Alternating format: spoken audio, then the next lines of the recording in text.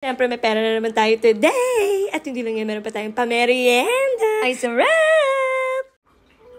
Hak-hak mga ka-cheers! Welcome nga pala sa ating vlog. And of course, please don't forget to subscribe. Also, click the like and the all notification bell for more updates. Hak-hak nga mga ka-cheers. At pasok na naman. Eto na naman tayo sa ating daily routine. Papasok naman sa school. Ayun na nga, pagdating ko sa school, tinanggal ko na ang aking jacket dahil kaling ako nagmotor. And of course, I need to prepare na nga para sa aking mga lessons mamaya. And siya nga pala mga cheers, wala kaming klase today. And naalala ko, bigla kami merong review lang ngayong araw dahil nga examination week na nila next week, kaya dapat mag-review kami ngayon dahil ngayon ay mastery test and also the academic challenge week. So ayan na nga mga ka-cheers, sinabihan ko sila na mag-review na nga sila. Binigyan ko nga naman sila ng 15 minutes para mag-review. Kaya naman makikita nyo, napakabait ng mga estudyante ko. Mga ka-cheers, char lang yan. At sa mga nagtatanong nga mga ka-cheers kung saan ako nagtuturo, dito ako nagtuturo sa DepEd sa Vietnam mga ka-cheers. Tangkang narinig mo, cheers, mas malaki nga lang ang sahod ko kaysa sa'yo kahit nasa DepEd tayo pareho.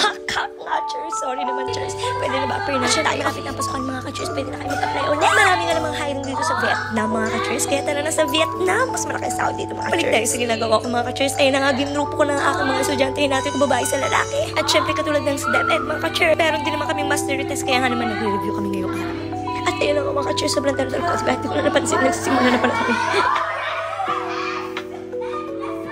Nagkagulo na nga sila mga ka-cheers dahil nga naman ayaw nila magpatalo dahil mali nga daw ang spelling ng mga babae. Kaya nga naman galit na galit yung mga babae at bumawi din naman sila kalaunan. At ayun na nga mga ka-cheers, sa second subject na kami, nasa mathematics subject na kami. At ayun na nga mga cheers, dahil ang kanilang topic ay LCF and GCF. Ginawa kong interactive ang kanilang pagre-review. Siyempre mga cheers, kapag nasa ibang bansa ka, importante talaga at mahalagang mahalaga na kailangan interactive ang iyong mga gagawin. Kasi nga naman mga cheers, pag hindi naman interactive, baka hindi ka naman pakinggan ng iyong mga estudyante, lalo na math ang subject. Pero alam niyo mga cheers, hindi ko talaga paborito ang math. Hindi ko rin alam bakit ko sila nire-review sa math. Hindi naman ako ang teacher nila dyan. Ayun na mga ka-cheers, sabi ko hindi ako ang teacher nila dahil meron nga naman silang subject teacher. I am grade 5 advisor teacher, pero may mga subject teacher sila. Kaya konti lang talaga yung subject na hawak ko. Ang saya-saya, diba mga ka-cheers? Siyempre mga ka-cheers, lunchtime na ang paborito na lahat. Ayun na nga, papasok nga kami sa elevator mga ka-cheers dahil pupunta kami sa 6th floor kung saan naroon ng aming kitchen. And libre mga pala ang mga pagkain dito mga ka-cheers. Ang lunch namin lahat ay libre at napakasarap na sustansya. Medyo konti lang kinuha ko pero actually makakakuha ka pa ng ibang pagkain dyan. Yan na ang gusto ko kasi kaka-brace ko lang mga cheers, mahirap kumain. And of course mga ka-cheers, tapos na ang ating lunch time. Pinakapaborito ko cheers, ang nap time. Mandatory nga pala yan mga ka-cheers sa aming school at hindi lang yan sa school sa buong Vietnam mga cheers. Madalas ng mga estudyante dito ay nagnanap. Dahil nga mga ka-cheers, dala ko ang aking lucky money bigay sa amin ng aming boss. Yun nga mga ka-cheers, makikita mo aking mga estudyante talagang ready na sila matulog kasi hindi pwedeng hindi sila matulog mga cheers or magagalit ako kasi kailangan ko rin matulog. Kaya dapat lahat kami natutulog. At yan na nga ako mga ka-cheers.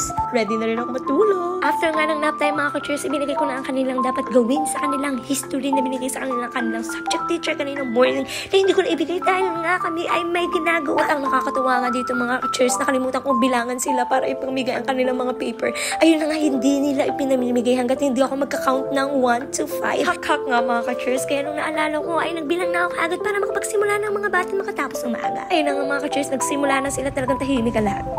Diba? Ang babait? Siyempre mga ka-cheers, habang sila nga ay busy sa kanilang paggawa ng kanilang activities sa kanilang history, ay sis naman the chance para kumpitin yung mga babayaran sa akin ng aking mga tutorials mga ka-cheers. Talaga namang busy tayo dahil pera na nga yan mga ka-cheers. Hak-hak nga mga ka-cheers, sa mga gusto ng tutorials dyan, maghanap pa tayo. Yes mga ka-cheers, meron pa akong available slots kaya naghahanap pa ako ng gusto magpa-tutor. At ito na nga pinaka-aantay nyo mga ka-cheers. Siyempre, meron tayong dalawang natanggap na lucky money.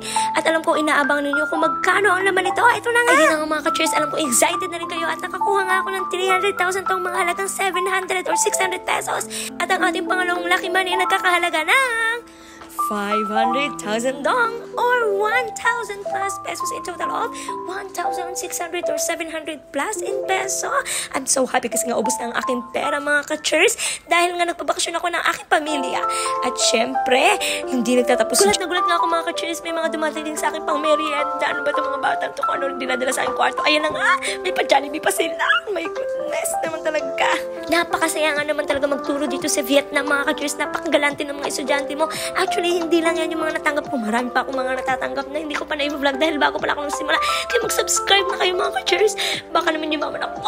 Hakak nga, mga ka-cheers. May pinadala naman silang paano kakainin niya. Siyempre, mga ka-cheers, time to go home. Ang pinakapaborito ko dahil kailangan ko na umuwi at meron pa akong mga tutorials mamaya. At marami pa akong gagawin sa bahay. Kaya tara na. Eto na nga, palabas na ako ng school. Ayan ang labas ng aming school. Siyempre, mga ka-cheers, papunta na nga ako sa parking lot ng school namin. Dahil nga naman, napakamahal ng pamasahe dito sa Vietnam, mga ka-cheers. Hindi ko alam kung bakit gano'n. Kaya nga naman, nagmomotor na lang ako, mga ka-cheers. Ingat-ingat na lang sa pagdadrive. Sa tabi-tabi lang ako, mga ka-cheers. Dahil nga naman, sobrang bibilis mag-drive ng mga driver dito. At ang iingay pa sa kalsada, mga ka-cheers, hindi mo matitake. Ayan na nga, mga ka-cheers. Nandiyan na nga ang ating motor sa baba. Kukunin ko na muna at ako'y aalis na nga. At syempre, mga ka-cheers, hindi natin makakalimutan ng ating outfit. Ayan, kailangan niya, mga ka-cheers, kasi sobrang init dito sa Vietnam. Parang Pilipinas lang din naman, pero alam mo na mga ka-cheers, ang mga tao dito talagang party na ng kanilang kultura ang dapat kapag nagmumotor ka, nakasuot ka ng ganyan. Tingnan mo nga naman, mga ka-cheers, talagang naka-gloves pa tayo niyan. Na hindi masunog ang ating skin at pink na naman. Kailangan ko na bumili mamaya ng panibago. Yung black naman para mas maganda. At yan na nga, mga ka-cheers, biyahe na nga ako palabas.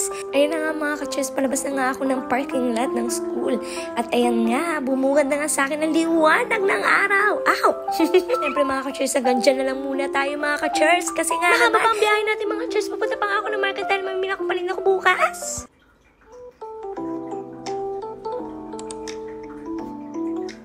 Thanks for watching, mga ka-cheers. Don't forget to subscribe.